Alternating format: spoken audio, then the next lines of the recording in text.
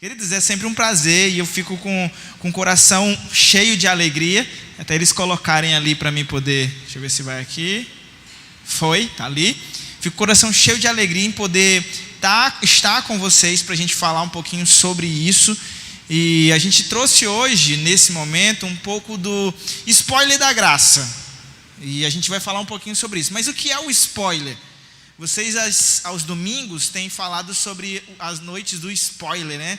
E quando você está muito ansioso por um filme e alguém já assistiu o filme e aí você está esperando as cenas dos próximos capítulos e alguém diz assim, o mocinho morre no final. Aí você fica, mas como é que pode?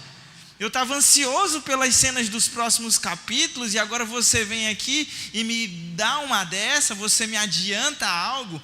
E muitas pessoas hoje sofrem ansiosas por aquilo que elas não viveram ainda. Ou sofrem ansiosas com medo do que pode acontecer. E quando a gente tem a palavra de Deus nos dá e nos traz um spoiler do que virá. Ela nos antecede sobre o que virá, para que os nossos corações possam ficar mais confortados, porque nós vivencialmente somos ansiosos demais. Então, para a gente começar, se tiver alguém lá fora, manda entrar.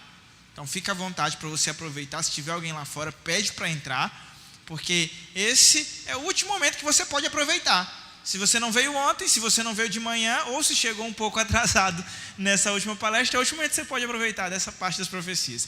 E eu quero confessar para vocês uma coisa. Eu sempre tive no meu coração uma preocupação e um medo. Eu via as pessoas falando sobre profecias e meu coração ficava com medo. Eu ficava com medo porque eu não conhecia. E eu ficava com aquele medo no meu coração, eu ficava receoso porque eu nunca havia... Quem já sonhou com a volta de Jesus? Eu nunca havia sonhado com a volta de Jesus. E eu ficava, e eu lembro que minha irmã falava assim, eu sonhei com Jesus voltando, e eu sonhei eu subindo numa carruagem de fogo, esse foi o sonho dela. Eu falei, meu Deus, eu não sonhei isso. E os meus amigos sonhavam algo parecido. Eu ficava, gente, como é que pode?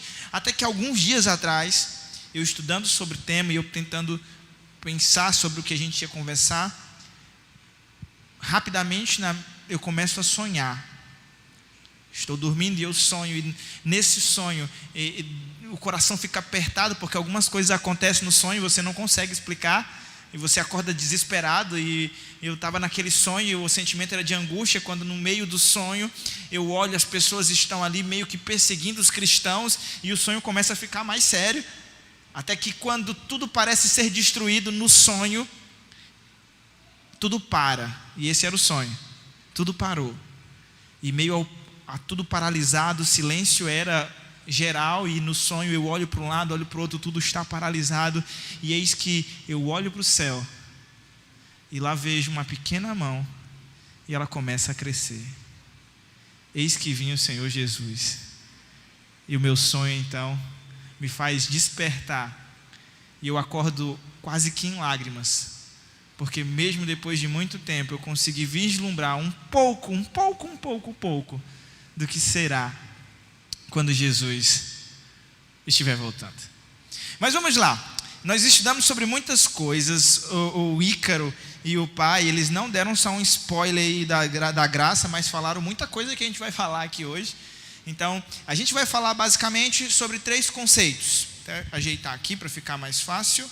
3 conceitos. Vamos falar sobre o fechamento da porta da graça, nós vamos falar sobre o tempo de angústia e nós vamos falar sobre a volta de Jesus. Porta da graça. Só que antes de falar de porta da graça, muitas pessoas elas ficam preocupadas em falar sobre o livro de Apocalipse, porque elas têm medo. Elas têm medo porque o Apocalipse fala sobre um dragão, e nós aprendemos ao assistir os filmes que dragão é algo muito perigoso, algo que nós devemos ter medo. E o Apocalipse fala sobre uma igreja, fala sobre uma mulher, e fala sobre isso, sobre aquilo. Mas nós temos medo porque nós muitas vezes não conhecemos. Sabe quando Adão e Eva pecaram, o primeiro sentimento após o pecado foi o quê? O medo.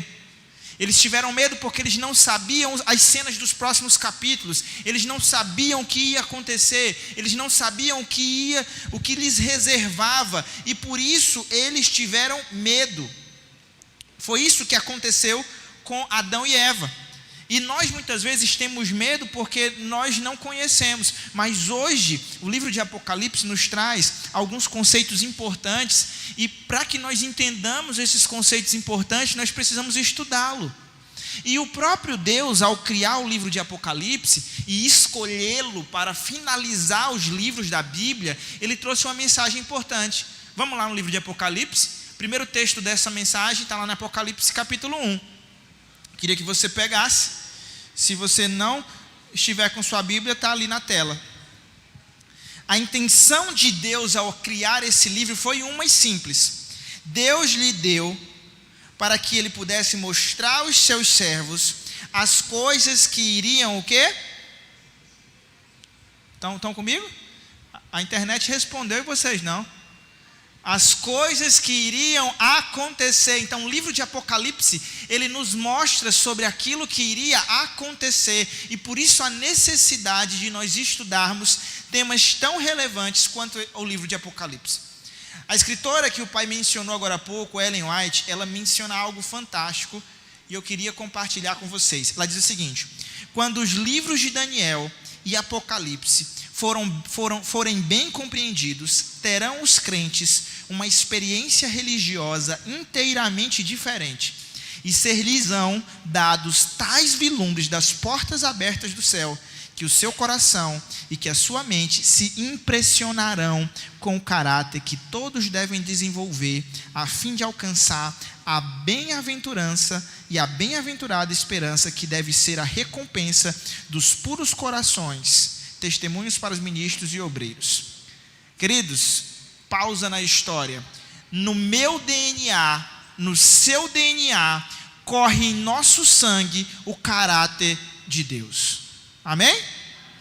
E é por isso que nós temos que ter esperança, e é por isso que nós temos que estudar mais, e é por isso que nós temos que buscar mais, não como medo, mas como conhecimento. Então o livro de Apocalipse, ele nos traz um vislumbre sobre o que será no céu. Alguns dias atrás, um amigo nosso, frequentava os encontros de jovem com a gente, faleceu. E eu estava conversando com o Ivan agora há pouco, e a gente conversou em menos de 10 minutos e falamos sobre algumas pessoas que faleceram. Pessoas queridas, pessoas que nós amávamos e que amamos, mas que hoje, infelizmente, não temos a oportunidade de estar perto. Esse jovem, ele tinha leucemia, e ele venceu a leucemia e estava feliz porque tinha vencido, só que o sistema imunológico ainda muito sensível, teve uma gripe. Essa gripe se agravou para um quadro de pneumonia. Após essa pneumonia, foi levado para um outro local, foi internado lá, houve hemorragia, não conseguiu resistir e veio a óbito. Pessoas que nós amávamos, que nós amamos, que gostaríamos de ter perto, não estão mais conosco, mas que nós reencontraremos no céu, amém? Toda lágrima será enxugada, porque Cristo Jesus nos reservou um encontro, e esse encontro é no céu, amém? É por isso que você tem que ter esperança. É por isso que ao estudar as profecias, eu estou todo aqui arrepiado, porque nós precisamos ser felizes e entender que Deus preparou momentos felizes para nós. Quando você olha sobre as 2.300 tardes e manhã, o teu coração tem que ficar alegre, porque ora vem o Senhor Jesus, amém? Porque a palavra de Deus está aí para que nós possamos encontrá-la, olhar para ela e dizer assim: Senhor, nós não aguentamos mais essa terra, mas nós temos a certeza de que nós não somos daqui, nós somos do céu. Pergunta simples: quantos de vocês querem ir para o céu? Digam amém. É mesmo que perguntar para minha filha se ela gosta de sorvete. Sorvete é a palavra mágica da minha filha. Se eu disser sorvete, ela esquece tudo. Filha, vamos comer sorvete? Ela diz sorvete. Vamos para a igreja? Ela diz sorvete. Mas filha, pega ali. Não, sorvete. E ela gosta de baunilha. E aí ela fica ali, porque a gente pergunta algo que ela vai responder. E se eu perguntar assim: vocês querem ir para o céu? Vocês dizem que sim. Mas não é sobre eu querer, é sobre eu fazer. E quando a gente chega nesse ponto de querer ir para o céu, a gente volta para o livro de Apocalipse. A gente estudou o que aconteceu e como Deus deu a oportunidade para o seu povo. Deus deu oportunidade para o povo, para os judeus, quantos anos? Vocês acompanharam aí, quantos anos foram? Ih, vai cair na prova. Foram quantas semanas para ficar mais fácil? Durante 7. Olha aí, estão todos ali, estão aprovados. Durante 70 semanas, Deus deu oportunidade para o povo, para os judeus, para que eles pudessem então entender. Não foi isso que aconteceu? E Deus hoje está nos dando uma oportunidade, mas até quando essa oportunidade vai acontecer, gente? E aí a gente chega no primeiro tema. O primeiro tema...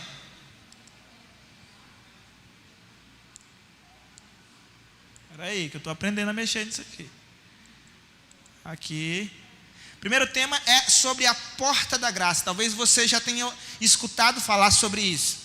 E a primeira característica que eu tenho para te dizer é que você sabia, mas vale a pena lembrar.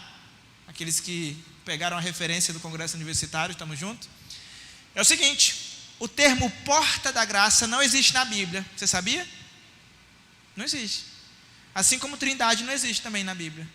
Mas a palavra trindade, as palavras porta da graça não existem, mas isso não faz com que elas não sejam reais. Isso não inutiliza o conceito de trindade, isso não inutiliza o conceito de porta da graça. E de onde vem esse termo? Vem da Bíblia, dos antediluvianos. Vamos lá para a Bíblia? A Bíblia, vamos recapitular, vai lá em Gênesis capítulo 7, versículos 15 e 16, nós vamos lê-lo. Enquanto você procura, a Bíblia fala sobre um conceito. Existia um homem que Deus escolheu, e minha filha adora esse homem. Sempre que a gente vai dormir, ela pede: papai, canta a música do Noé. Porque Noé era um homem justo e bom, segundo a música. E Deus escolheu Noé para fazer o que, gente? Me ajudem. Pregar. Deus escolheu Noé para pregar. Noé pregou por quantos anos? Olha aí, estão ligados. Se não souber, lê ali, gente. Pregou 120 anos. Noé pregou 120 anos. E qual era a mensagem que Deus queria que Noé pregasse? Para que o povo se arrependesse. Noé pregou por 120 anos. E Noé pregava para que o povo se arrependesse. Quem se arrependesse deveria entrar na arca e viver. Quem não se arrependesse deveria ficar fora da arca e morrer. Esses eram os dois finais. Esse era o final. Aceitou? Viveu. Não aceitou? Morreu. Não tinha um terceiro termo. A mensagem foi pregada de Noé para que todos pudessem ser salvos. Noé pregou para que todo mundo pudesse ser salvo, mas ao final da pregação só foram salvos aqueles que escolheram. E foi Noé e a sua família. Livro de Gênesis capítulo...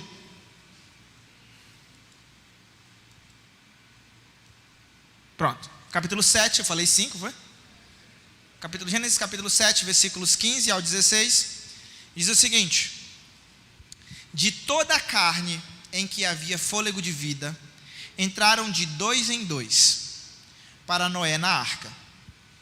Eram macho e fêmea, os que entraram de toda a carne, como Deus lhe havia ordenado.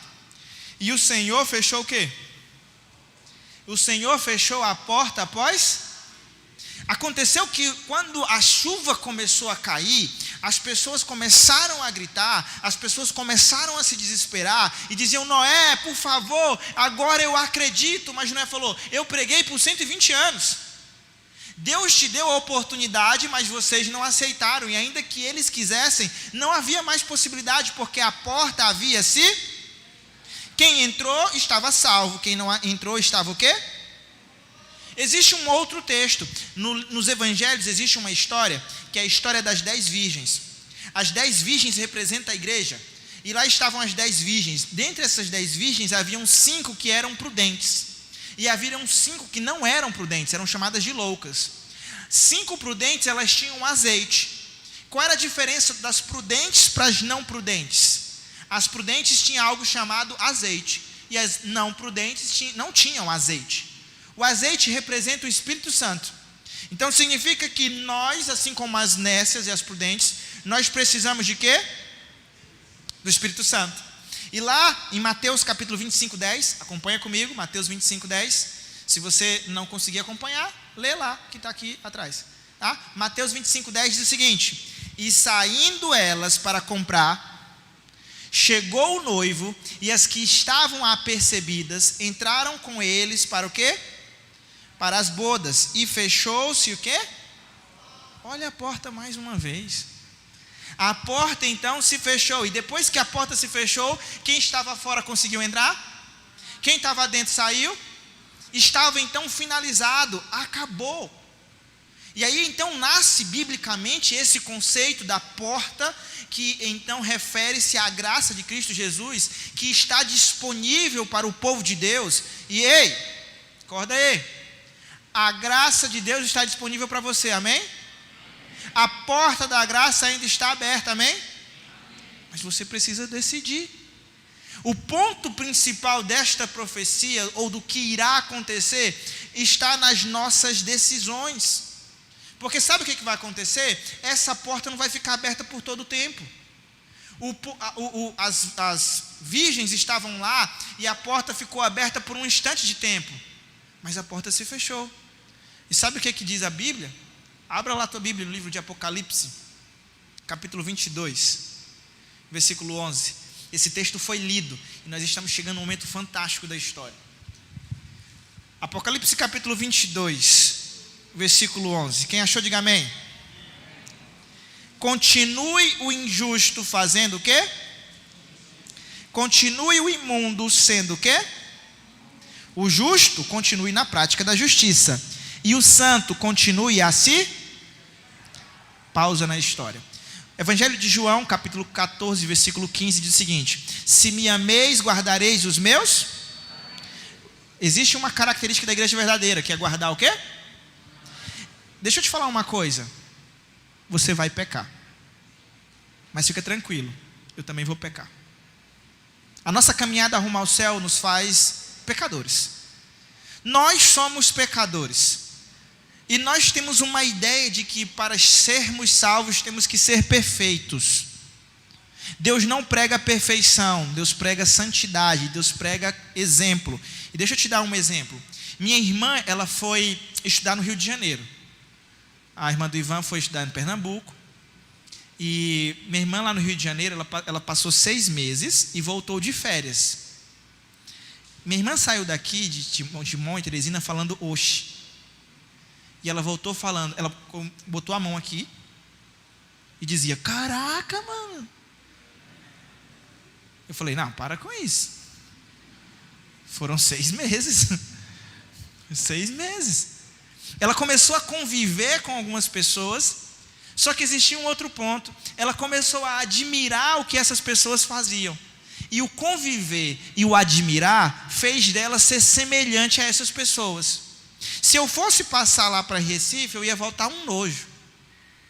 Eu ia chegar aqui e ia dizer: bom dia, gente. Eu já ia chegar, porque eu acho bonito, eu acho legal aquele sotaque. E quando Deus nos convida e fala assim: se me ameis, guardareis os meus mandamentos, Ele está dizendo assim: o único que veio a essa terra e não pecou foi Jesus. E somente com Ele você poderá vencer. Somente acompanhando Ele você conseguirá chegar até o final. E se você acompanhar Jesus, e se você se aproximar de Jesus, e se você admirá-lo, você então desejará ser igual a Ele. E a cada vez que esse processo for aumentado, você sentirá menos vontade de pecar. Porque esse pecado só sairá de nós em um dado momento da história. Deixa eu te dar um outro exemplo. Quando em Apocalipse 22 diz que continue o justo fazer justiça e o injusto fazer injustiça, é o momento exato que a porta da graça estará fechada. Depois desse momento não há mais o que se fazer. Aqueles que escolheram estar do lado de Jesus estarão salvos. E aqueles que escolheram não estar do lado de Jesus não estarão salvos. Só que existe uma frase interessante nesse versículo. Ela diz o seguinte, no finalzinho, e o santo continue a se... Vocês sabiam que mesmo após o fechamento da porta da graça existirá pecado? Como é, Juvenal? Mesmo após o fechamento da porta da graça, existirá pecado, existirá a necessidade de se aproximar de Jesus, porque o pecado não é pré-requisito. Aproximar-se de Jesus o é. Nós só perderemos essa natureza pecaminosa quando formos glorificados por Cristo Jesus. Esse é o momento em que nós perderemos essa natureza corruptível e nos tornaremos incorruptíveis. Pegou a visão? Entendeu o que Cristo quer nos dizer? que até o fim nós precisamos dele. Isso aquece o teu coração? Isso precisa aquecer os nossos corações. Isso precisa existir na nossa vida, a certeza de que nós precisamos de Jesus, a certeza de que sem Ele nada podemos fazer, que profecias não é um compilado de histórias, profecia é um compilado de apontamentos que mostram onde nós estávamos, onde nós estamos e para onde nós vamos. Profecias é entender que Jesus, Ele quer que nós nos aproximemos dEle. E deixa eu falar algo para você hoje. Você tem fugido muito do pecado, mas não tem se aproximado de Deus, e é por isso que as coisas não têm dado certo. Jesus está te convidando hoje, não somente para você fugir do pecado, mas para você se aproximar dele. E então, existe um momento em que a porta da graça ela vai se fechar. Só que entenda uma coisa, ela ainda não fechou. Ela ainda não fechou. Evangelho de João, capítulo 3, versículo 16, diz o seguinte: porque Deus amou o mundo de tal maneira, que deu o seu Filho unigênito, para que quem? Todo aquele que nele crê não pereça, mas tenha vida eterna. Esse é o desejo de Deus. O desejo de Deus é que todos nós sejamos salvos. A salvação de Deus é para todos. É para você que sofreu hoje de manhã, é para você que não entendeu algumas profecias. A salvação de Deus é para todos. Esse é o desejo de Deus. No livro de Atos, capítulo 8, o pai leu aqui sobre um encontro de Estevão com um rapaz. Quando aquele homem, ele aprendeu sobre Deus, ele aprendeu sobre Jesus, ele então se decidiu. Hoje você está vendo o que aconteceu na história. Hoje você está tendo um vislumbre do que virá acontecer. E a decisão está nas suas mãos. Hoje a decisão encontra-se nas nossas mãos. Quando aquele homem encontrou o Messias, ele tomou uma decisão. E Estevão olhou para ele e falou assim: ó, se você crê de todo o teu coração, seja então o quê? Batizado. O livro de Marcos diz no capítulo 16, versículo 16, diz que quem crê e for batizado será?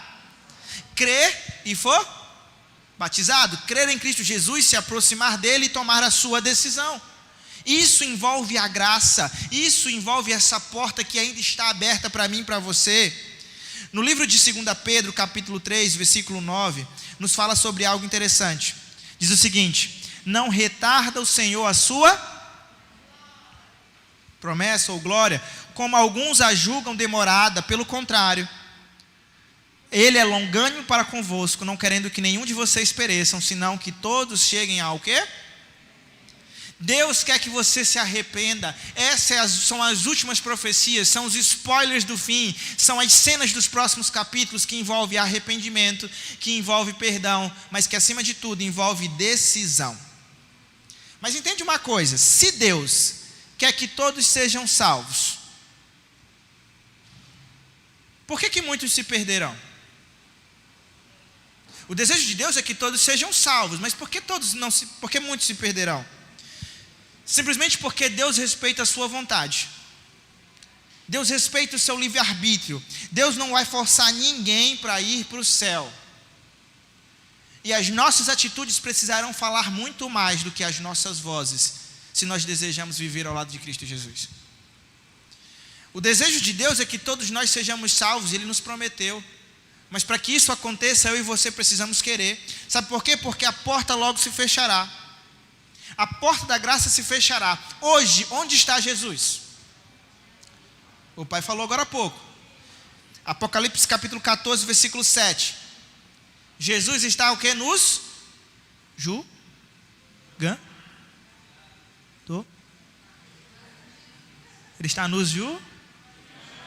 Olha aí que a igreja forte e poderosa aprendendo aí. Apagou tudo aí, voltou. Jesus está nos julgando. E quando foi que começou esse juízo? Pegaram a dica aí. Não que eles estejam lendo, não é isso. Mas Jesus está julgando. Esse juízo começou em 1844, no dia 22 de outubro. E qual é a fase da igreja que nós estamos? Pergunta que vai cair na prova que vocês viram hoje de manhã. Para vocês tão importante mesmo. A fase que nós estamos é a última, a igreja de Laodiceia, o povo do juízo, o povo julgado. Estamos praticamente no dia do juízo. Mas se liga nessa pergunta: e quando termina o juízo e o que acontecerá? Vamos lá, 1 João, capítulo 2, versículo 1. Já foi falado, mas vale a pena lembrar. Nós entendemos até agora que as cenas dos próximos capítulos estão nas nossas mãos, algumas decisões.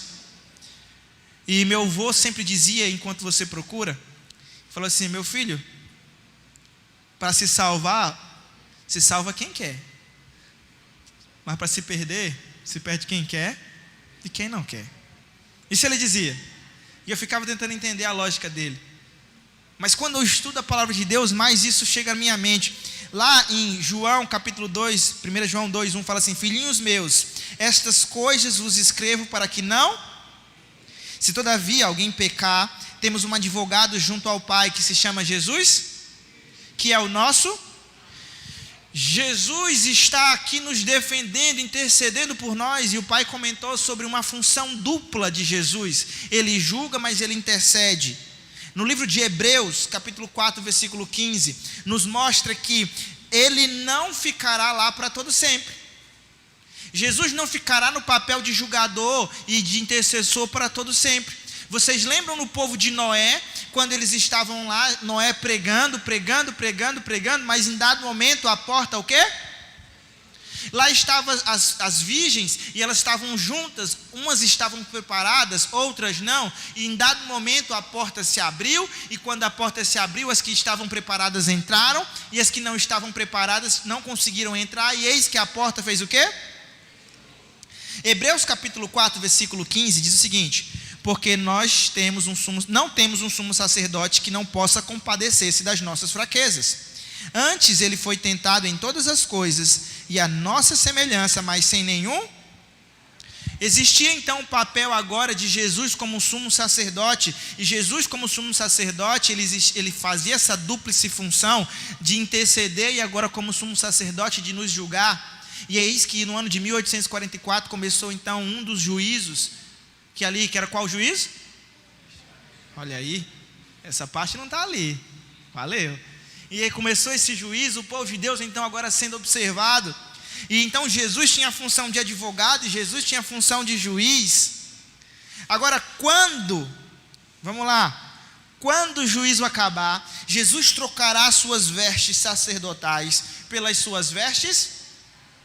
Eu quero que você abra a palavra de Deus no livro de Daniel, capítulo 7. É impossível falar sobre profecia sem abrir a palavra de Deus. E existem 2 livros primordiais para esse conteúdo, o livro de Daniel e o livro de Apocalipse. No livro de Daniel, capítulo 7, fala sobre um momento. Diz o seguinte: eu estava então olhando nas minhas visões da noite, e eis que vinha com as nuvens do céu, como o Filho do Homem, e dirigiu-se ao ancião de dias. Quem é o ancião de dias, gente? Deus, o Pai. Então, desde que ele viu o ancião de dias e fizeram chegar até ele. Daniel viu ali a cena de 1844. Jesus estava passando do santo para o santíssimo. Jesus estava indo na presença do ancião de dias, estava indo na presença do Pai. Daniel capítulo 12 já fala sobre um outro acontecimento. Perceba que em Daniel capítulo 7 o acontecimento é dado, e no 12 outro acontecimento faz-se. Diz o seguinte, no capítulo 12, versículo 1: nesse tempo se levantará Miguel. Quem é Miguel, gente? Miguel é um título do próprio Jesus. E nesse momento fala o seguinte, e se levantará Miguel, o grande príncipe, o defensor dos filhos do teu povo, e haverá um tempo de quê? O qual nunca houve, desde que houve nação até aquele tempo. Será salvo o teu povo, todo aquele que for achado inscrito aonde? O livro, que nesse livro é o livro da vida, é o livro onde os salvos estão sendo escritos, é onde os nossos nomes estão sendo escritos. Só que aqui ele fala sobre um momento. Existiu um momento em que a porta da graça estava aberta. Só que agora então no capítulo 7 diz o seguinte, capítulo 7 de Daniel, Jesus se assenta e começa um juízo, certo? Sim ou não? Sim ou não? No capítulo 12 acontece outra coisa. No capítulo 12, Jesus agora se levanta. No capítulo 7 ele começa o juízo. No capítulo 12 ele finaliza o juízo. E quando Jesus então se levanta, acabou, galera. Gente, acabou. Quando ele se levanta, não tem mais jeito. Acabou o juízo. Só há salvação enquanto houver juízo. Jesus então conclui a sua obra no santuário e é o fim do tempo da graça. Só que ele falou então, e o Pai leu esses versículos finais, no livro de Apocalipse, onde 7 anjos com 7 taças o aguardando, encherão então 7 taças, e essas taças serão derramadas. Essas taças serão derramadas pela terra. O que significa isso? As taças significam as pragas. Eis que, vamos lá, vamos recapitular a história. Jesus sentou-se. Qual foi o ano? 1800. Jesus sentou-se, capítulo 7 de Daniel. Só que no capítulo 12, ele faz o quê? Ele levanta-se. Ele troca as suas vestes sacerdotais pelas suas vestes reais. E quando ele então se levanta, acabou o juízo. A porta se... E agora ele fala sobre algo que aconteceria. Aconteceria um tempo de angústia, e essas pragas seriam derramadas sobre a terra. E alguns chamam essa angústia como angústia de quem? Lá em Jeremias, capítulo 30, versículos 5 e 7, ele fala um pouquinho sobre essa angústia. Depois vocês vão pesquisar e dar uma lida nisso. Mas essa angústia de Jacó, é um tempo de angústia. Jacó passou por momentos difíceis. Jacó temeu pela vida, Jacó temeu pela sua família, Jacó teve medo. E existem momentos, segundo o relato bíblico, que o homem, como se ele sentisse as dores do parto, de tanta dor, de tanto sofrimento que aquilo lhe causou. Ao cair a primeira praga, já não haverá mais oportunidade de salvação. Por isso, aqueles que então dizem, eu preciso ver para crer, Jesus já está se pronunciando nas nossas vidas. Após o levantamento e o fechamento da porta da graça, começará então o tempo de angústia. E ao iniciar esse tempo de angústia, não há mais tempo de salvação para aqueles que não decidiram. Mas isso não nos deixa tristes, isso acalma o nosso coração, porque ser fiel até a morte, dar-te-ei a coroa. Eis aqui o povo de Deus, os remanescentes, que estão estudando a palavra de Deus para estarem atentos, e então estarem preocupados, então estarem fazendo algo, porque nós já estamos no tempo do fim. E então, queridos, deixa eu passar aqui para vocês acompanharem. Existia a angústia de Jacó, e para você entender o porquê dessa angústia de Jacó, Jacó temeu pela vida dele, ele temeu por morrer. E nesse tempo de angústia, muitos de nós temeremos a nossa própria vida. A nossa vida parece ser muito valiosa, mas nós temeremos pela própria vida. Isso já está anunciado. Assim como a angústia de Jacó, Jacó não sabia se Deus o havia perdoado. Durante o tempo de angústia, nós ainda não saberemos se estaremos salvos. E estaremos naquela angústia, o nosso coração sem saber o que irá acontecer. No tempo de angústia, Jacó temeu pela sua família, lembram? Jacó tinha errado, e quando Jacó viu e estava esperando seu irmão, ele mandou todo mundo ir na frente, e a sua família ia onde? Lá atrás. Ele temeu pela sua família. Agora pensa só você. Eu tenho uma filhinha e eu fico pensando e sonhando com o caminho dela, onde ela vai estudar, o que ela vai fazer, porque os pais se preocupam com os filhos. E no tempo de angústia eu temerei pela minha família, pela minha filhinha, pelos meus pais, pela minha irmã. Eu temerei pelos meus. Foi isso que aconteceu com Jacó, e é essa angústia que está anunciada para todos nós. Mas, queridos, nesse tempo de angústia, Deus nos dá o que irá acontecer, mas nos dá também um alento primordial. Olha o que acontece. Apocalipse capítulo 15, versículo 8. Anota aí para você e lê com a gente. Apocalipse capítulo 15, versículo 8. O santuário se encheu de fumaça, procedente da glória de quem?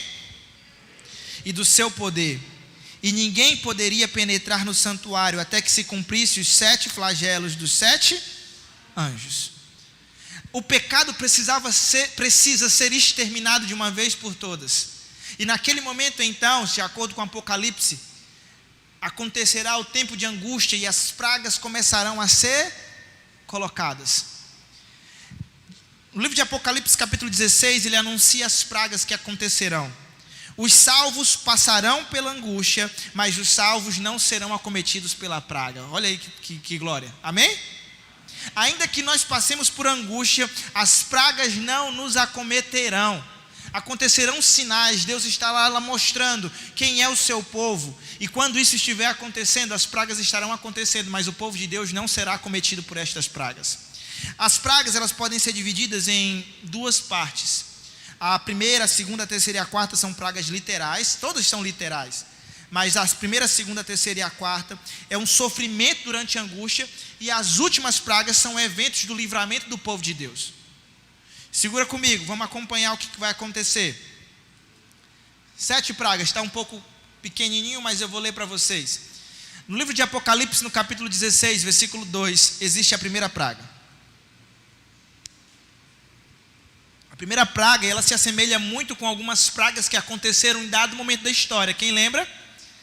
Lá no Egito. Algumas se assemelham, e sabe qual é a primeira praga que vai acontecer?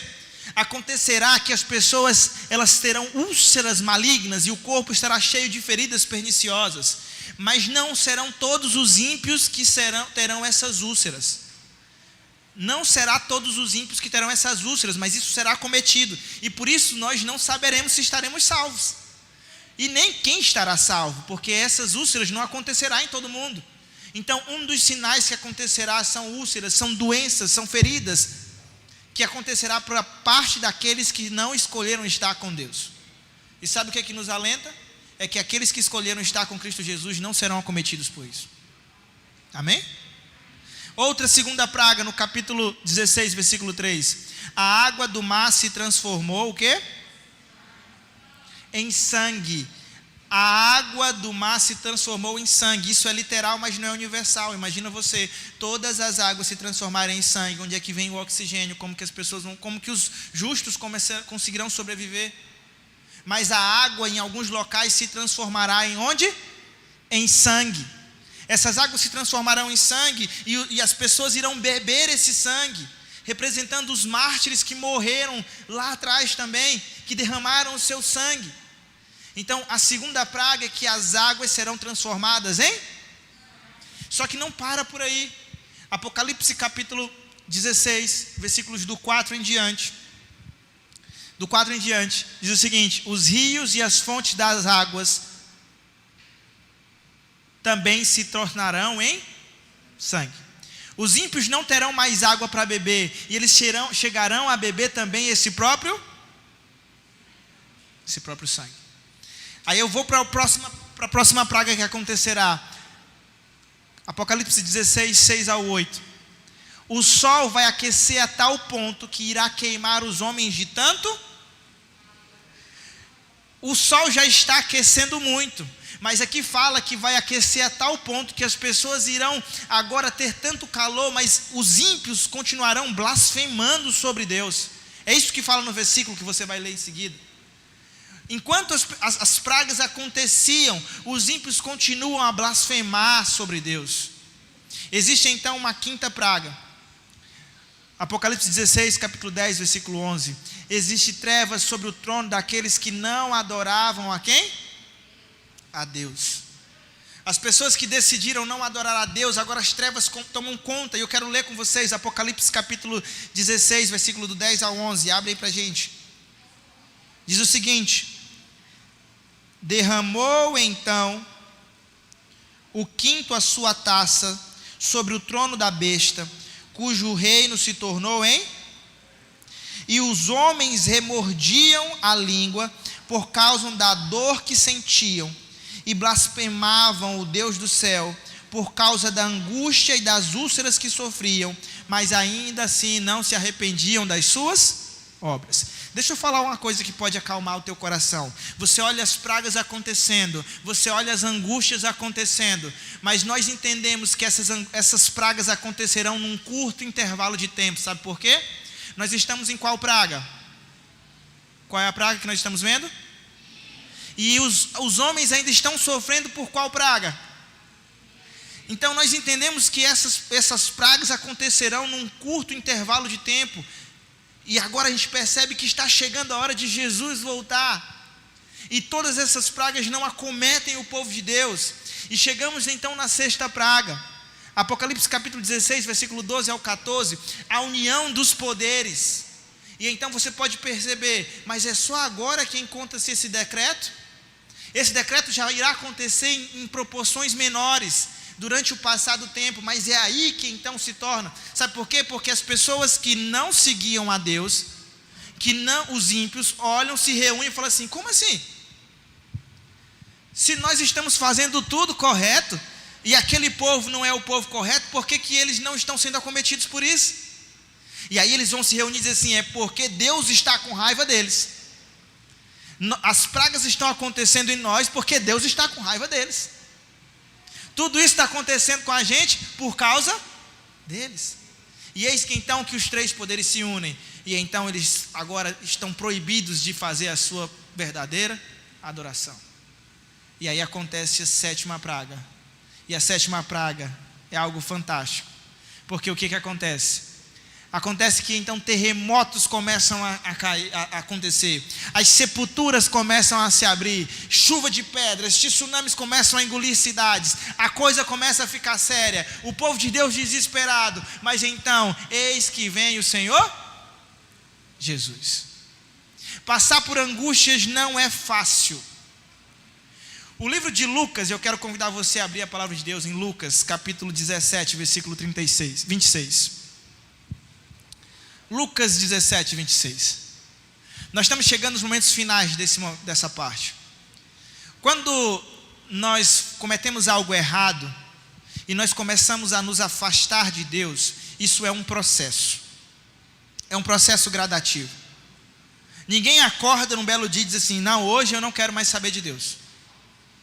Hoje eu não quero mais ir para a igreja. Não, é um processo. As coisas vão acontecendo. E eu quero ler com vocês Lucas capítulo 17, versículo 26. Diz assim: assim como foi no dias de Noé, será também nos dias do filho do... Eles comiam, eles bebiam, eles casavam-se e davam-se em casamento. Às vezes as pessoas leem esses textos e elas não sabem explicar. Deixa eu perguntar para você: comer é errado, sim ou não? Beber água ou líquidos que não sejam fermentados é errado, sim ou não? Casar-se é errado? Dar-se em casamento é errado? O que ele quer dizer aqui nesse texto, gente? Que a vida seguia normalmente, era uma rotina comum. As pessoas meio que não esperavam, porque elas não estudavam a palavra de Deus, porque elas não compreendiam o que era a palavra de Deus. Mas nós, o povo de Deus, estamos estudando e entendendo que viver ao lado de Deus muitas vezes é fugir da rotina. Lucas capítulo 17, 28 e 29 diz que foi o mesmo que acontecia no tempo de Ló. Eles comiam, eles bebiam, eles compravam, eles vendiam, eles plantavam, eles edificavam. Mas no dia em que Ló saiu de Sodoma, choveu do céu fogo e enxofre e destruiu quantos? Todos. Milhares de pessoas serão surpreendidas pelo fechamento da porta da graça. Milhares de pessoas serão surpreendidas pelo fechamento da porta da graça porque escolheram não entrar. Esse é o ponto máximo. Jesus está nos chamando, Jesus está nos dizendo, e ele fala o seguinte: queridos, Apocalipse é a revelação do que vai acontecer. Eu, Jesus, tenho as chaves, e quando eu abro ninguém fecha, mas quando eu fecho ninguém abre. Esse é o apelo do livro de Apocalipse, para que eu e você possamos aguardar novos céus e nova terra, nos aproximando cada vez mais de Cristo Jesus. Jesus está voltando, já foram feitas várias profecias e várias descobertas. Nós estudamos as 70 semanas do Apocalipse, de Daniel, as 2.300 tardes e manhãs, vimos sobre as igrejas do Apocalipse, vimos o que era a igreja, o que era o dragão, mas nós precisamos tomar as nossas decisões. Todo esse movimento hoje está acontecendo para que você possa tomar a sua decisão ao lado de Cristo Jesus. O tempo é hoje, a hora é agora, sabe por quê? Porque amanhã podemos não ter mais tempo. Nós fazemos planos com algo que não é nosso. Nós fazemos planos com o tempo como se isso fosse nosso. Não é que seja errado sonhar. Não, você pode sonhar. Mas além de sonhar, você precisa viver. Porque existem coisas que acontecem e estão fora do nosso controle. Se Jesus viesse hoje, nós estaríamos salvos? Se Jesus estivesse voltando agora, nós estaríamos salvos? Essa é a reflexão que fica para as nossas vidas. Essa é a reflexão que fica para os nossos corações. Alguns dias atrás, um grupo de concurseiros se locomovia para uma certa cidade, para que pudessem ali realizar o seu sonho ou então oportunizar a possibilidade de fazer uma prova e assim entrar num concurso público. Mas antes que eles chegassem, ocorreu um acidente e alguns deles vieram a óbito. Porque nós não sabemos o que nos espera. O que nós sabemos é que a porta da graça hoje ainda está aberta. E o chamado de Jesus é: você aceita entrar na minha terra? Você quer ir para o céu? Se você quer ir para o céu, se você me ama, me busque, se aproxime mais de mim, porque a porta da graça ainda está aberta. Mas após eu me levantar, não terá mais tempo. O chamado hoje é para que o povo de Deus possa falar mais sobre, possa viver mais sobre, possa buscar mais a presença de Cristo Jesus. Porque à medida que eu busco a Cristo Jesus, milagres acontecem na vida dos outros. Porque eu serei o milagre que Deus quer que aconteça na vida deles. Que nós possamos buscar a Cristo Jesus, que nós possamos ler mais a palavra de Deus, que nós possamos nos aproximar mais dele. E que momentos assim possam ser rotina, porque as boas novas precisam ser pregadas, as boas novas precisam ser anunciadas. Jesus está voltando, e eu quero ver você lá no céu. Jesus está voltando, que nós possamos juntos buscar o Salvador, e que possamos olhar para essa imagem com a certeza de que Jesus nos espera. Eis que então Jesus está vindo. E você então percebe que aquela dor que você sentiu não te acomete mais, que toda aquela angústia de Jacó já passou, que todas as lágrimas derramadas pela despedida já se foram, porque esta imagem representa Jesus vindo nos buscar e dizendo: filho meu, seja bem-vindo ao lar. É nesse momento que Jesus nos mostra e diz assim: e eu lhes enxugarei dos olhos toda lágrima, e toda dor já não mais existirá. Não haverá mais pranto, porque essa angústia já passou. Não haverá mais luto, porque eu estou contigo. Não haverá mais dor, porque neste momento sou eu, você, os seus e a eternidade. É Jesus voltando e nós nos reencontrando com Ele. É Jesus voltando e nós nos reencontrando com os nossos entes queridos. É Jesus voltando e todos aqueles que participaram da nossa vida nos encontrando nas nuvens do céu.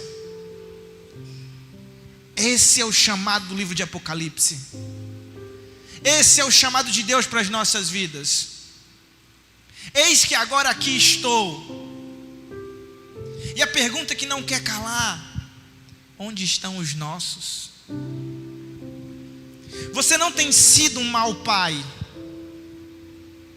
Ensina a criança no caminho que ela deve andar. Você fez o que pôde. Jesus está voltando, ainda a porta da graça está aberta. Se o teu filho não te escuta mais, ore por ele, porque há momentos que somente o Espírito Santo pode falar. Se algumas pessoas partiram e a culpa foi sua, vá atrás dele, porque Jesus perguntará: cadê os teus? Procure a sua família e venha junto com eles viverem a boa e a doce e agradável vontade de Deus. Eu perdi algumas pessoas nessa caminhada, menos do que alguns, mais do que deveria. Alguns anos atrás, eu morava com meus pais. Minha avó foi passar uns dias lá em casa, mãe da minha mãe, e nós nunca nos demos bem. Nunca nos demos bem. Minha avó gosta mais da minha irmã. Isso é fato. Mas isso não faz com que ela me ame menos, porque amar é problema de quem ama. Se o meu pai me ama, o problema é dele. Se eu amo meu pai, o problema é meu. E não tem problema se as pessoas gostam mais da outra, não tem problema isso. A gente fica mesquinhando o amor. minha avó gosta muito da minha irmã, mas ela nunca deixou de me amar. E ela foi lá em casa e tudo era motivo para discussão. Tudo que ela falava eu brigava, tudo que ela falava eu discutia, porque nós nos achamos superiores. Há alguns anos atrás, ela teve um probleminha, teve um AVC. Minha avó não fala mais coisa com coisa. Minha avó não consegue expressar o que ela quer. E por alguns anos eu tive a oportunidade de passar dias com ela, de ir para lá, de vê-la, de dizer o quanto eu amava, o quanto eu tinha me arrependido do que eu tinha feito. Não deu tempo não. Mas eu espero que quando Jesus voltar e restaurar a vida dela e glorificá-la, ela possa falar e eu possa entender, e eu possa dizer a ela, ela possa entender que eu a amo independente de quem ela é, porque o amor independe do que o outro faz ou do que o outro é. O amor vem de Deus. O tio Flávio foi como um irmão para o pai, melhor do que muitos irmãos. Sempre me recebeu bem, sempre me buscou bem. Eu ficava louco da vida porque ele teve um câncer. E eu tinha que ficar 4 horas da manhã esperando na fila do SUS para ele. E eu ficava chateado porque eu estava fazendo algo bom, mas eu estava perdendo o meu sono porque eu só pensava em mim. E eu esquecia de quantas vezes ele influenciou a minha família, de quantas vezes ele me recebeu na sua casa, de quantas vezes ele me ajudou. O tio Flávio faleceu sem eu dizer muito obrigado, ele faleceu sem eu abraçá-lo, ele faleceu sem os seus filhos dizerem o quanto eles amavam. Os seus filhos hoje, alguns pegaram uns caminhos, outros pegaram outro, mas é responsabilidade nossa ir atrás desse povo. Se eles vão aceitar, é uma culpa ou responsabilidade deles, mas a nossa responsabilidade é de ir atrás, de buscá-los, porque Jesus está voltando e a porta da graça também está fechando. A sua responsabilidade não é vir e sentar-se na cadeira desta igreja. A sua responsabilidade é se preparar e, através do seu exemplo, arrastar a outros para irmos juntos aos céus. Que essa seja a nossa esperança, que essa seja a nossa certeza, porque os filhos de Deus não largam as mãos uns dos outros. Que nós seguremos fortes as nossas mãos, que nós olhemos para o próximo e que nós continuemos pregando o Evangelho a todos aqueles que precisam. Que Deus possa nos abençoar e que Deus possa nos ajudar para que juntos possamos estar lá no céu com Ele.